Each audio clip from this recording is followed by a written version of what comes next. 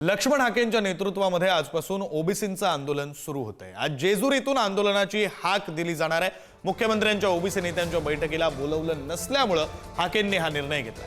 तरुणांना ओबीसी लढ्यात सहभागी होण्याचं आवाहन सुद्धा लक्ष्मण हाकेंनी केलं।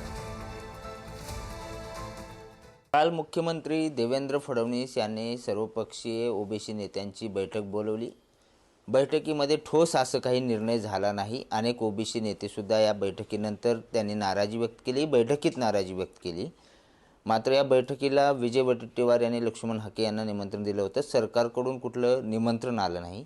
त्यानंतर मात्र त्यांनी आपली भूमिका जाहीर करण्याचं म्हटलं होतं। आपल्यासोबत स्वतः लक्ष्मण हाके आहेत। आज तुम्ही जेजुरी गडावर जाताय, अनेक तरुणांना आव्हान केलंय, काय नेमकं आहे या सगळ्या आंदोलनाची आजची भूमिका आहे? हे बघा, खरं तर आम्ही आज जेजुरी गडावरती जात आहोत। जेजुरी हे बहुजनांचं श्रद्धास्थान आहे, भटक्यांची पंढरी आहे। जेजुरीमध्ये ब्राह्मणांपासून मारवाड्यांपासून ते गावगाड्यातला मातंग रामुशांपर्यंत हर एक भटक्या विमुक्त जाती जमातीपर्यंत या सर्व लोकांचं आराध्य दैवत जेजुरी आहे। तिथं आम्ही काही मोजक्याच तरी हजारो तरुण तिथं उपस्थित राहतील। तर आम्ही तिथं तळी उचलणार आहोत आणि बहुजनांना ऐक्याची हाक देणार आहोत। मी आव्हान केलेलं आहे अनेक तरुणांना।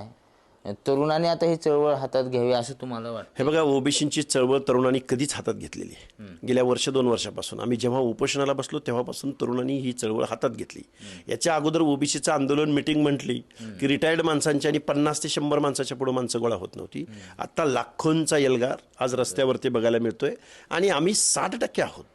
आणि परत त्यात आमची आंबेडकरी जनता आणि आदिवासी जनता जर आम्ही जोडली तर ज्या लोकांनी आमच्यावर जुलूम अत्याचार केलाय, ज्या लोकांनी तिजोरीच्या चाव्या स्वतःकडे ठेवलेल्या आहेत, ज्या लोकांनी आमच्या हक्क अधिकार संपवलेले आहेत, त्या लोकांना आज ओबीसीचं आरक्षण संपलंय, उद्या दलितांची अॅट्रॉसिटी संपू शकते। त्यासाठी आम्हाला लढायचं आहे। काल ओबीसीची बैठक झाली, बैठकीत सुद्धा खडाजंगी झाली, अनेक नेत्यांनी सुद्धा नाराजी व्यक्त केली। मात्र मुख्यमंत्र्यांनी ठोस असं काही सांगितलं नाही। GR रद्द करावा अशी मागणी करण्यात आली। हे जे नियोजन आहे म्हणजे जे कायदा आहे त्याचं रूपांतर सुद्धा करू नये असं सगळं होतं। मात्र या बैठकीकडे तुम्ही कसं बघताय सगळ्यांनी? कारण हे बघा, कालच्या बैठकीला मला निमंत्रण असतं तर मी निश्चित गेलो असतो। जर ही शासकीय बैठक असेल तर त्या बैठकीचे मिनिट्स आम्हाला ओबीसीना कळले पाहिजेत की काय चर्चा झाली नक्की। त्याचं काय तुमच्याकडे जर लिखित काय प्रोसिडिंग लिहिलं गेलं असेल तर मुख्यमंत्री महोदयांनी महाराष्ट्राला सांगावं। आवळा देऊन कोहळा घेणे हा जो प्रकार आहे तो प्रकार कालच्या मीटिंगमधून झालाय। काय प्रश्नच नाही, नाराजच आहे। हा GR जोपर्यंत रद्द होणार नाही, ओबीसीचं आरक्षणाचं संरक्षण जोपर्यंत इथलं लोकनियुक्त सरकार करणार नाही तोपर्यंत आम्ही नाराजच असणार आहे।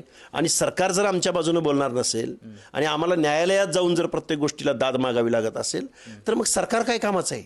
तर आज सगळेजण हे सगळे जेजुरीमध्ये बैठक होईल, आंदोलनाची दिशा ठरवली जाईल।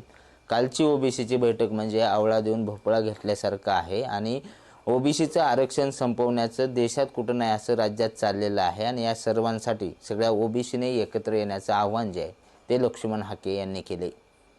बालाजी पोद्दार, पुढारी न्यूज, पुणे।